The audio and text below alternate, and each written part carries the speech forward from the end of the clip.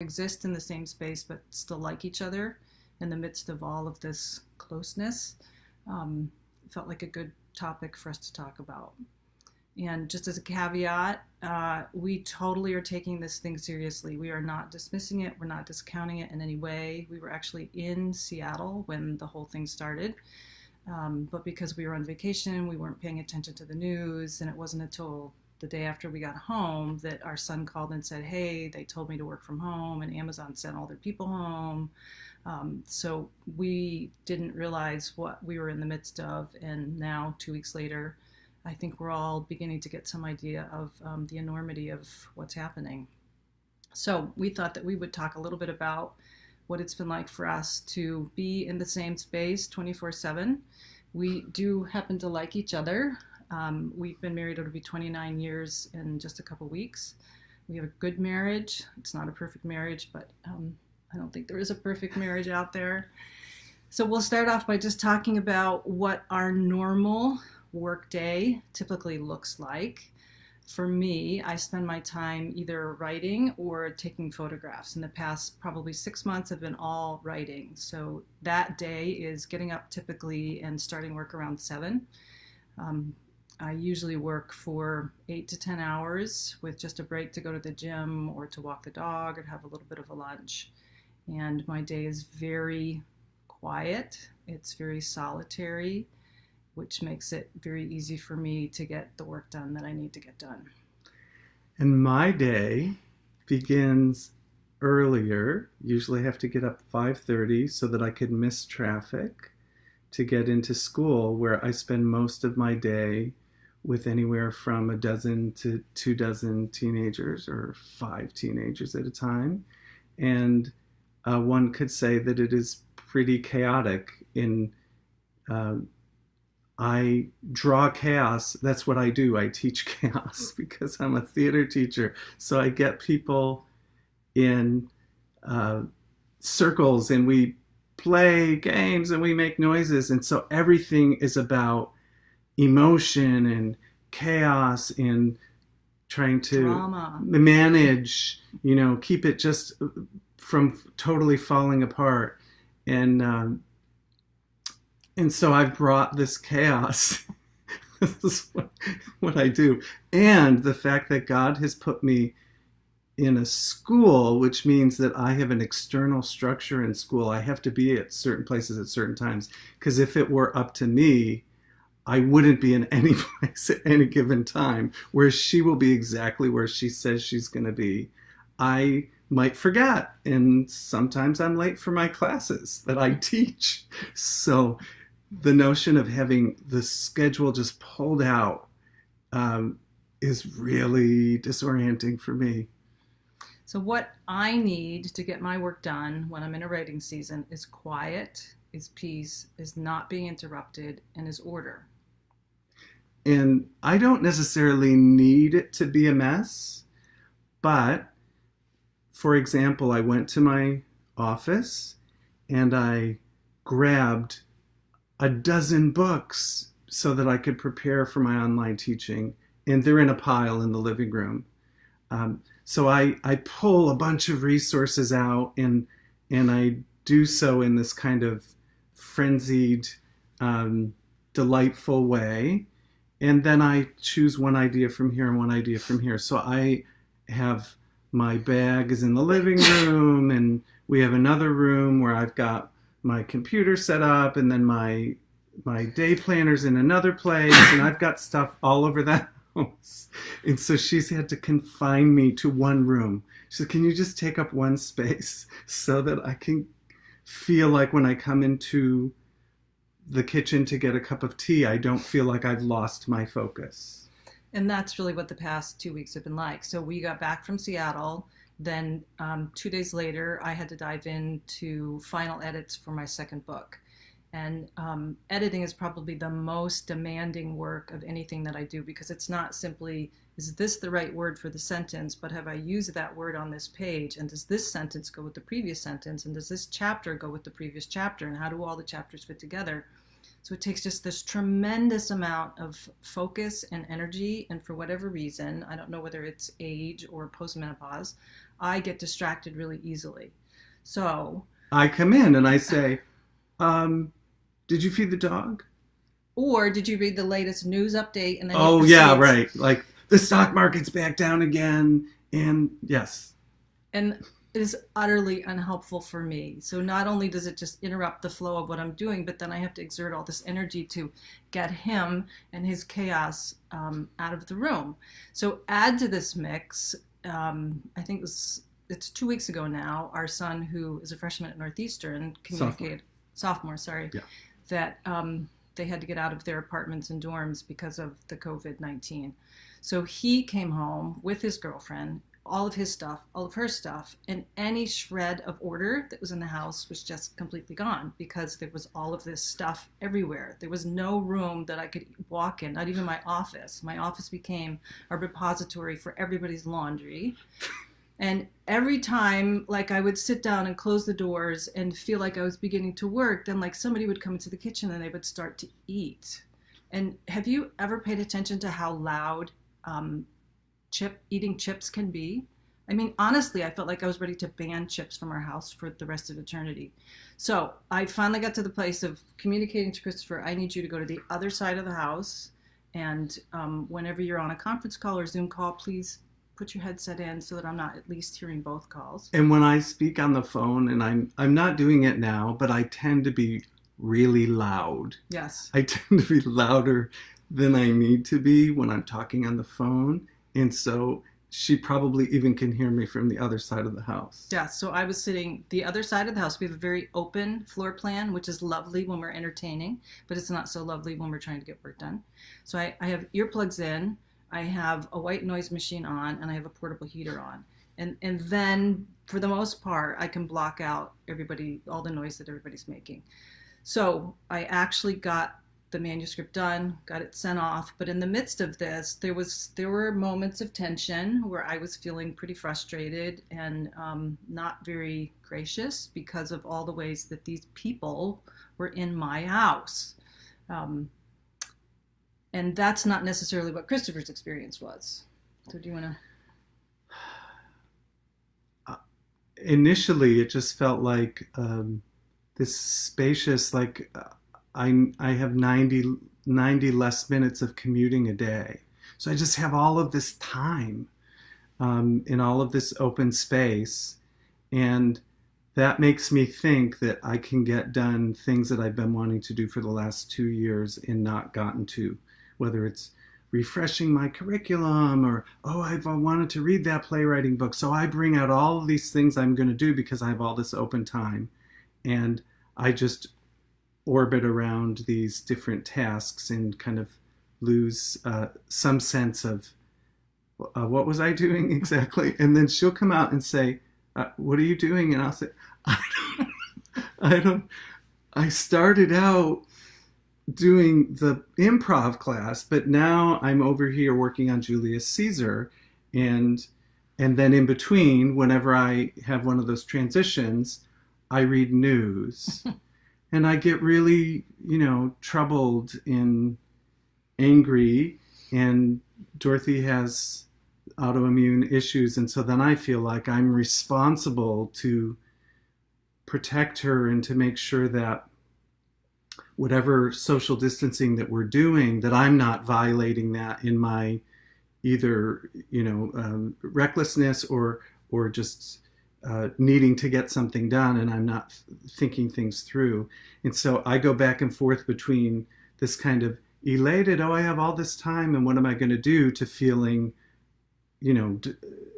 disturbed and feeling like I'm responsible in some way to lead us through this period of time. And of course, in the midst of that, I have to pray. And so I'm going on walks pretty much every day, sometimes 2 walks that are like an hour and a half each. And it's, sometimes I'm just praying the whole way up, and then I'm lesson planning the whole way back. And then I'll come in and want to report that to her. And she'll say, I'm in the middle of something right now. And one of the other components of having this very sudden and unexpected, life sharing is that the person who has been home, if one person in the household has been home more, it can be an opportunity, I thought, like finally somebody else can walk the dog during the day, and finally maybe somebody else could make dinner one night. So I was ready to offload a whole bunch of things that I normally do that are normally on my plate to Christopher. And And I say yes to everything. Oh, sure. I'll cook. Yeah, I'll take care of the dog. Don't worry about it. And then, 3 or 4 hours will go by and she'll say, did you ever walk the dog? Oh, I'm doing it right now. I'm going to do it right now. And my intentions are he always has good intentions. good intentions, but my follow through is not always as good. And we have actually not had conflict about it. Mostly it's just like this awareness. Internal conflict for me. Yeah. And I think as being the person who my weaknesses interrupt or disrupt her, there's a way in which I have to take a different level of responsibility because she's not interrupting me in any way. She's not interfering, except, if I have to stop and make dinner, I suppose that is. But you haven't done that yet. It's all hypothetical, people. I did make a salad. I did. So all that to say, we are in a season, all of us, where none of us know what we're doing. We're all trying to find our way through. And how is it that we figure that out, right? Because we might have all these built-in defaults that we go to, whether it's self-medicating through food and alcohol. When I went to the grocery store last week, there was not a single bag of chips. And I just think that's self-medicating because we don't need all those chips, people.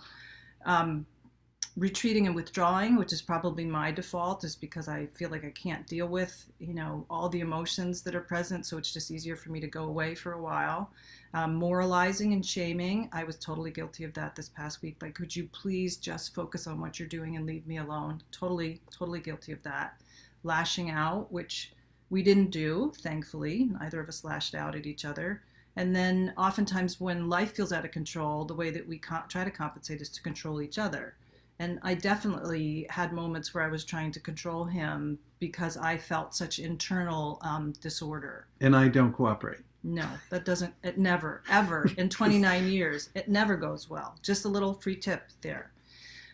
So what we wanted to do is just end by talking about what are some better options that as we're in the midst of this and trying to figure out how do we coexist, how do we still like each other, how do we serve each other, is to really extend a lot of grace, both to ourselves, as Christopher talked about, the ways that he's aware of how his unique style of working can interfere with my style of working, that we need to extend grace to ourselves and to each other. So rather than being quick to shame or quick to criticize, to be able to just take a deep breath and say, okay, this is a really hard season and we have to figure out how to do this well so that we continue to love each other. Having honest conversations, like what is it that you need in order to get through your day, particularly if both of you are trying to work and there's kids in the mix, because for some people, that's what you're trying to figure out. It's not just how do you do your work, but how do you help your spouse do their work and how do you help your kids get their homework done, which is like exponentially more stressful. So honest conversations, what is it that you really need? When we had the conversations about, could you go to the other end of the house? Yeah. Right? That just really helped me. Could you use earphones? When I have my doors closed, please don't assume that I'm eager to hear a news update. What I really want is to be just left alone. When I come out, we can have a conversation, but I really need to be left alone. So have those honest conversations. And for me, the kind of internal work, a lot of this spaciousness just exposes, I don't really have a lot of internal structure. And I could allow myself to really descend into kind of shame and embarrassment about that. Like, I'm a grown up and I'm a teacher. Like, why is it that I can't get my homework done? That I procrastinate tasks. Why can't I do that? And I'm aware that I can have a tendency to really expect what I can do, mm-hmm. and then feel really bad, in defeated if I can't do that. But then there are also times when I rebel against all that I have to do, and I'm just like, I can't deal with anything. And those can both look the same on the outside to her. It can look like I'm just disengaging. And so for me, I have to really come into that middle space, show myself enough grace, and to say, I may not be very good at doing this, but I can do the right thing right at this moment, even if I don't do it out of a habit, even if I'm having to be intentional. And little by little, I've made progress in the week and begun to develop a little bit of momentum and understanding, because the last 2 weeks have been very disorienting. And there's lots of emotions. Like, it's not just fear. I'm relieved, and I'm disappointed, and I'm sad. And when I look at what's happening in New York City right now, it's traumatizing. And to go back and forth between all those emotions in quick succession can be exhausting. And to be able to say, okay, yeah, it's not going to be like this forever. This is a hard transitional week. How can I show grace to myself there? And how can I also recognize that that's wearing on Dorothy in a particular way? And how is it that I can tell her, yeah, I know I'm not doing that well in here. This is what I'm working on. How do I communicate to her what's happening and how's it going? Yeah, so serving, just really choosing to serve each other in this season, I think is really going to be helpful, to go out of our way to say, what does our spouse need and what can we do, even if that's as simple as, making each other coffee, or being the person who decides that you're going to do the most odious task in the house, right? So if we can serve each other well, if we can extend grace to each other, and if we can have these kind of honest conversations, then hopefully we'll be able to not just endure however long this is going to be, but we'll be able to work on the issues that are being exposed and also grow. And that's the hope. So we don't really have a ton else to say, and we're hoping that if people have questions, that you could ask them somehow. But again, because we haven't used this before, we don't really know. So if you have questions, so there's one comment there from somebody about being an HSP, highly sensitive person, which is totally what I am. I still cut tags off the back of my shirts. Loud noises startle me. Bright lights bother me. And these kind of, overstimulating situations tend to be much more difficult for me, where for Christopher, who's just more buoyant, he can ride through these kind of storms without it affecting him so much. But it's definitely more difficult for me. So pay attention if you're married to an HSP, and if you're both HSPs, maybe that would be easier because you get it. Any other questions that you saw in there? I see people mirroring back, some connected to over expecting, just being over ambitious. And any of you who are ideators, who are like big idea people, and you're now being confined, like all of those ideas are still pouring through me in different ways. The image that I've used before is that I'm like a pine tree that produces a lot more pine cones than are necessary. And that energy normally gets invested in students, and it gets invested in people in church in lots of different ways. And so to have that energy kind of pent up in one place, I can then expect that I'm responsible to act on all of those things, as opposed to just saying, no, that's just how I function. And it's no surprise that, given a little anxiety, I'm trying to solve all the problems of the world right now in my little corner of the world, which of course, is small and meek in a way. Yes, and Rachel's saying that some of us who are not married but who have housemates, all these things still apply. Absolutely. You don't have to be married to have these kind of, issues in the midst of this. And maybe in some ways being housebound with people you're not married to, that you don't have a covenant relationship with, that might be even harder, because there's like less incentive to work it through, because you can always feel like, yeah, the lease is up in July and I'm out of here. Where for us, that's not an option. Yeah. So we got to keep working it through. But hopefully, even if you have housemates, you're using this as an opportunity to say, how can we love each other better? How can we serve each other better? How can I lay down my life for the sake of the gospel in order to love you well? So, and one of our housemates is a 20-year-old son who's been independent and is now back in. His schedule's definitely different than our schedule. So we'll be going to bed and then he'll be going into the kitchen. Right. And so just the notion of the different schedules, and it's very easy then to walk down into the kitchen and maybe see it unclean. It's just, I had cleaned it earlier, right, and now there's more stuff out there. And rather than to be disgusted by that, to go, oh, it's so great to have him home, that it's nice to be together. And those are moments where we have choices to make when we see those little signs. Am I going to just think, oh, that's what that person would do, of course, and to receive it, or to be frustrated by it? And if chances are, if you're frustrated by it a lot and you can't get around the frustration, it's probably because you haven't talked it through enough. Yeah. And so there might be a little bit of a backlog. Yeah, that's definitely true. Is there another question? Yeah. How has this helped you feel connected during this time? Any suggestions on engaging with spouses?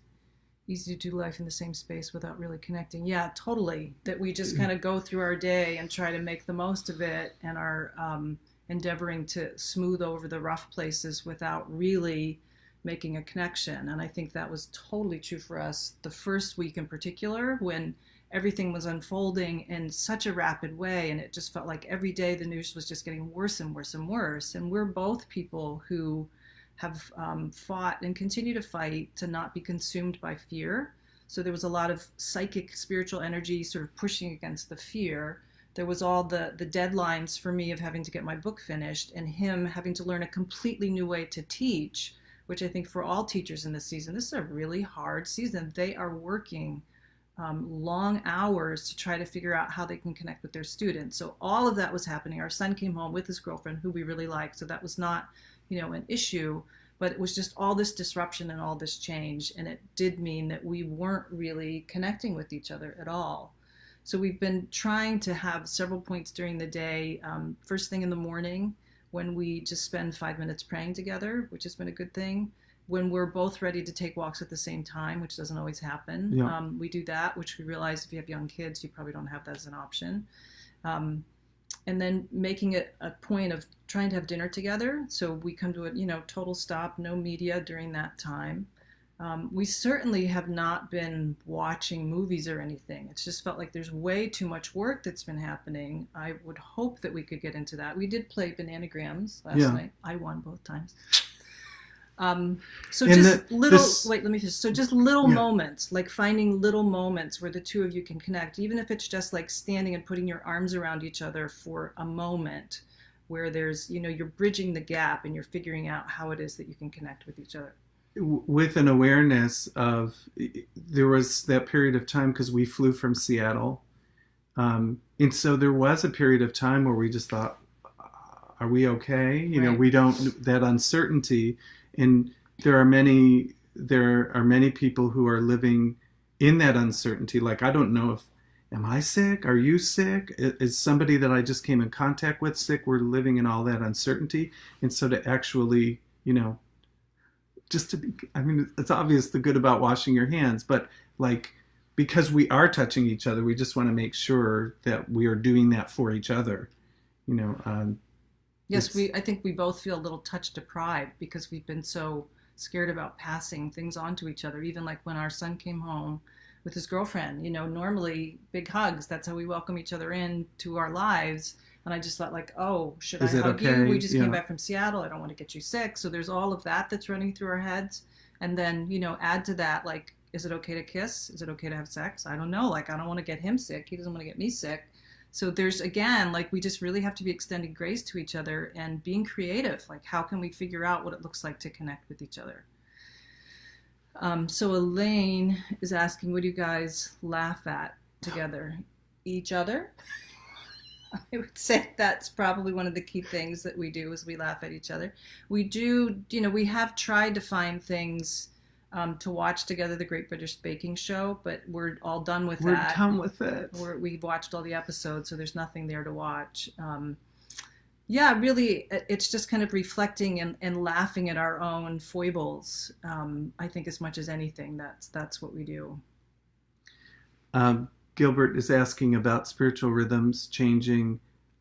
I feel like we've been praying more and praying with people more. So I've had several Zoom prayer times, and it's just been really good. Mm-hmm. And our church service this Sunday was a Zoom church service, and it felt very satisfying, and I felt very connected, which is ironic that, here we feel the distance, and yet there's a connection happening. So I feel, and Dorothy has asked that question around, it's like, do you find that you're praying more? Mm-hmm. And people are saying, yes, I am praying more. I'm praying with other people more than I have before. Yeah. And that's been really good. The other thing for me, because I am so tired, like when I'm putting into 12, there have been some days that have been 12-hour days. Normally before bed is the time that I read scripture. And, I'll just confess that there's probably half of the nights in the past 2 weeks, I lay down, I turn off the light, and that's it. So there's just not enough energy to keep going. All right, let's see if we can answer one or two other questions, and then we'll sign off.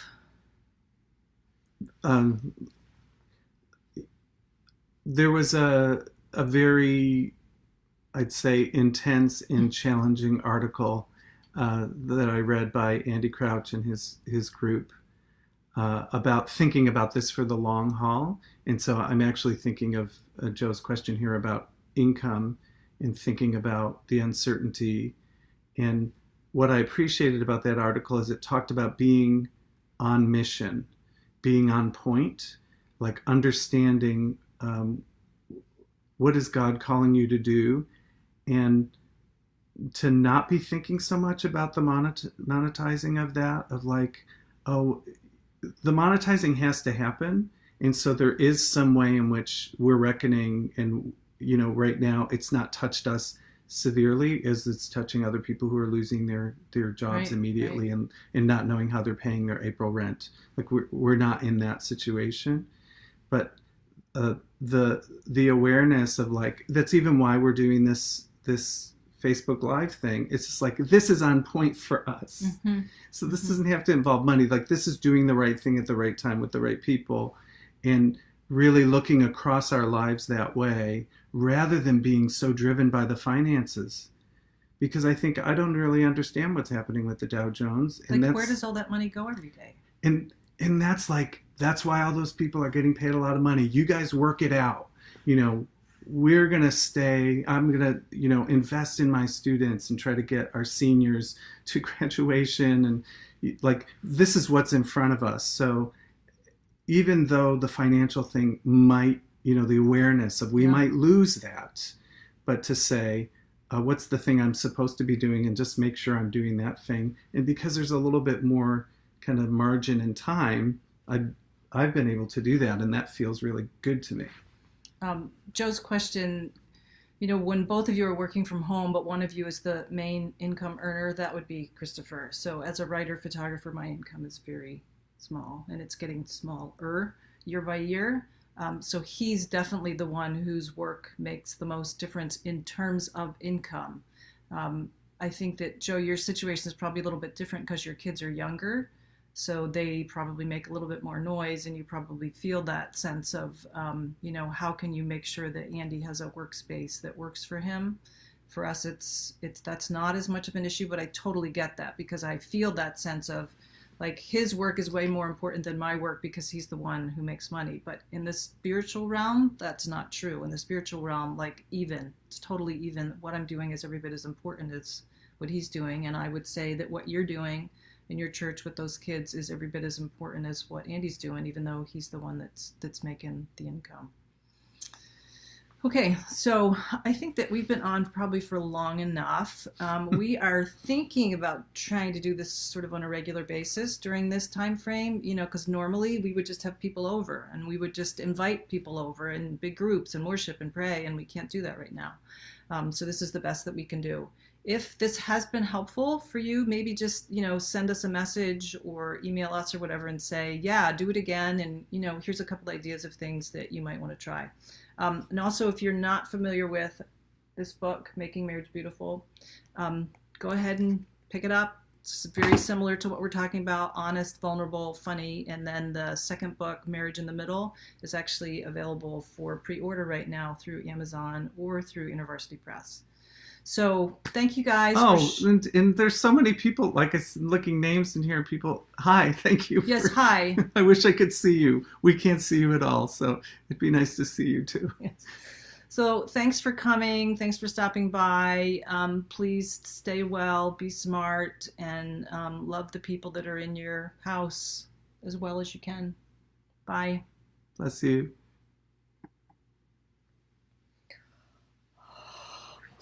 You ended Did it we? right. Did I end it? I don't know. Save it or delete it.